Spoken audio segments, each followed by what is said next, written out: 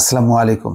দর্শক, আগেই বলেছি যে আন্তর্জাতিকভাবে ধীরে ধীরে চাপ শুরু হয়েছে। মুখ খুলেছে কানাডা, জাপান এবং মার্কিন যুক্তরাষ্ট্র তো অবশ্যই।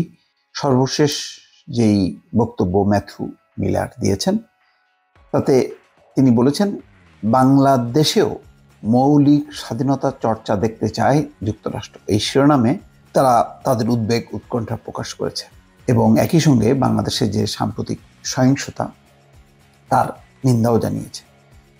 পাশাপাশি সারা বিশ্বের মতো বাংলাদেশের জনগণও তাদের মৌলিক স্বাধীনতা চর্চায় সক্ষম হবেন এমনটা দেখতে চায় দেশটি।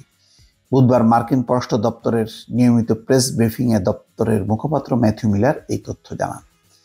ব্রিফিংয়ে একজন সাংবাদিক জানতে চান, ভ্রমণের জন্য বাংলাদেশকে লেভেল 4 সবচেয়ে বিপজ্জনক অঞ্চল ঘোষণা করেছেন।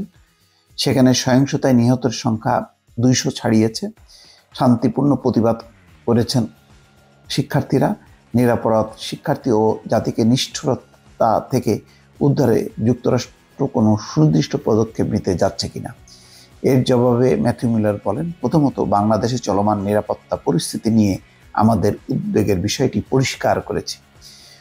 অন্যদিন ঘোষণা করেছি, ঢাকায় আমাদের কর্মকর্তাদের নিরাপত্তা নিশ্চিত করার সব বিকল্প খতিয়ে দেখছি। ঢাকায় মার্কিন দূতাবাসে অত্যাবশ্যকীয় নন এমন কর্মকর্তা ও তাদের পরিবারের সদস্যদের স্বেচ্ছায় সেখান থেকে চলে আসার অনুমোদন দিয়েছি। দর্শক, এটা কিন্তু খুব গুরুত্বপূর্ণ বিষয়। তার মানে পরিস্থিতি এমনই যে তারা তাদের স্টাফ সংখ্যা কমিয়ে আনছে। এই বক্তব্যের মধ্য দিয়ে বোঝা যায় যে খুব প্রয়োজনীয় সংখ্যক কিছু কর্মকর্তা রাখবেন, বাকিদেরকে উঠিয়ে নিচ্ছে। বাংলাদেশে অবস্থান করছেন এমন মার্কিন নাগরিকদের সেবা দিতে দূতাবাস খোলা আছে। মার্কিন যে কোনো নাগরিকের নিরাপত্তা আমাদের প্রথম অগ্রাধিকার। ঢাকায় মার্কিন দূতাবাস পুরোদমে চালু আছে কিনা এমন প্রশ্নের জবাবে মিলার বলেন, এটা চালু আছে।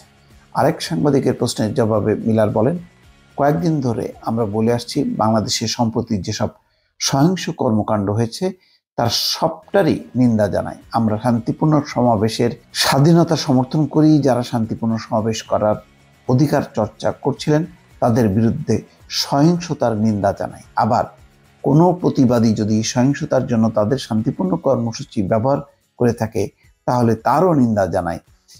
যে কোনো রকম সহিংসতার নিন্দা জানাই। পররাষ্ট্র দপ্তরের মুখপাত্র বলছেন, সারা বিশ্বের জনগণ তাদের মৌলিক স্বাধীনতা যেভাবে চর্চা করতে সক্ষম হন, ঠিক একইভাবে আমরা চাই বাংলাদেশের জনগণও তাদের মৌলিক স্বাধীনতা চর্চায় সক্ষম হবেন।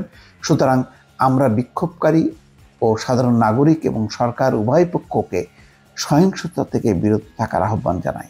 9 জঙ্গির কারাগার থেকে পালানোর বিষয়ে মিলার বলেন যে বিষয়ে আমার কোনো সুনির্দিষ্ট বক্তব্য নেই। দর্শক, বোঝাই যাচ্ছে যে বাংলাদেশকে ঘিরে যে চলমান পরিস্থিতি তাতে তারা গভীরভাবে উদ্বেগ এবং উৎকণ্ঠা প্রকাশ করছে এবং সহিংসতা বন্ধ এবং সবার অধিকার নিশ্চিত করার জন্য তারা বলে যাচ্ছে। জানি না এই আহ্বানটা শেষে চাপে রূপান্তরিত হবে নাকি শুধুমাত্র মৌখিক আহ্বান জানিয়ে তাদের দায়িত্ব শেষ করবে, সেটি এখন দেখার বিষয়। দর্শক, ভালো থাকবেন।